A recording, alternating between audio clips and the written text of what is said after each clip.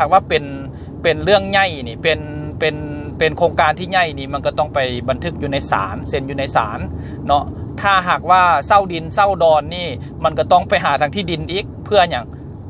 เพื่อบ่ให้เจ้าของดินเนี่ยเป็นลักขายดินเด้เนาะโอ้อันนี้ละเอียดอ่อนไปอีกแต่ละอันนี่มันก็จะมีหลายอันเนาะไปแต่ว่าเนื้อในสำคัญนี่ที่ข้าพเจ้าเอามาก็คือมี 5-6 อันนี่แหละเนาะ1เป็นไผ่เฮ็ดสัญญาไผ่กับไผ่ให้มันมีตัวตนอีหลีเนาะ2เป็นอย่างจริงสัญญากัน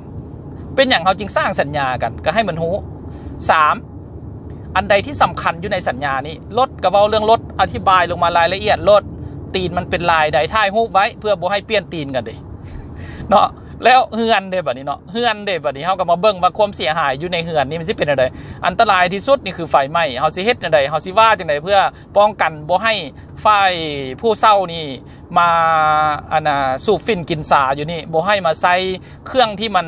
โอเวอร์โหลดอยู่นี่เนาะแหบคอเนาะ แล้วพอเสร็จแล้วสุดท้ายมานี่ก็ถือว่า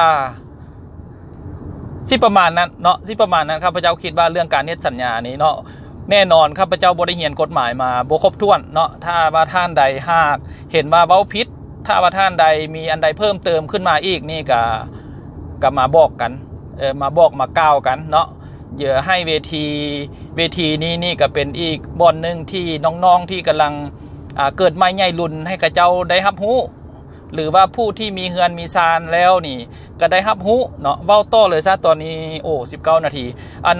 เรื่องเฮือนเศร้านี่เนาะเรื่องห้องแถวเศร้าห้องแถวนี่ข้าพเจ้าคิดว่ามันก็สำคัญเนาะเศร้าห้องแถวนี่มันเว้าเรื่องว่าภาครัฐก็ต้องลงมามีข้อกำหนดช่วยกันเพราะว่าคนเฮามาลบลีกอยู่นำเฮือนเศร้านี่หลายเนาะบ่ถึกบ่ตองนี่หลายนะฉะนั้นแล้วคนมาเศร้าเฮือนเศร้านี่ทางภาครัฐก็ต้องมีระเบียบการเนาะบ่ให้ไปเอาแต่อันใบพักเศร้าอย่างเดียวใบพักเศร้าหั่นมันมีน้ำหนักบ่อาจจะเว้าผิดเนาะมันมีน้ำหนักอยู่แต่ส่วนหลายมันก็เป็นแบบเก็บเงินกันซื่อๆแล้วก็แล้วเนาะมันต้องมีแบบว่าคันผู้ชายผู้หญิงมาอยู่นำกันและนามสกุลต่างกันนี่ก็ต้องมีใบแต่งงานหรือก๊อปปี้สัมมโนครัวเนาะคันบ่มีก็ถือว่าผิดเลยเด้ฮะผิดที่ของประเพณีของลาวเลยนะเนาะแล้วถ้าเจ้ามาแต่ใส่นี่เจ้าก็ต้องมีใบแจ้งโทษแจ้งอย่างมาเด้บางเทื่อตำรวจไล่จับจะอยู่แล้วจะมาลักลีอยู่นี่เด้อันนี้ก็ต้องได้นำกันแล้วเอกสารทุกอันนี้ต้องเอาไปไว้อยู่ในบ้านให้ในบ้านได้ฮู้ว่าโอ้ห้องเช่าห้องนี้นี่มีผู้นี้อยู่บางเทื่อมีตำรวจมาบางเทื่อมีสิ่งต่างๆแล้วก็มีข่าวว่าดึกๆดื่นๆไปเคาะประตูห้องกันไปคุบกันแล้วก็ใหม่กันคือโขมเนาะข้าพเจ้าสิเว้าเท่านี้ก่อนขอบใจหลายๆ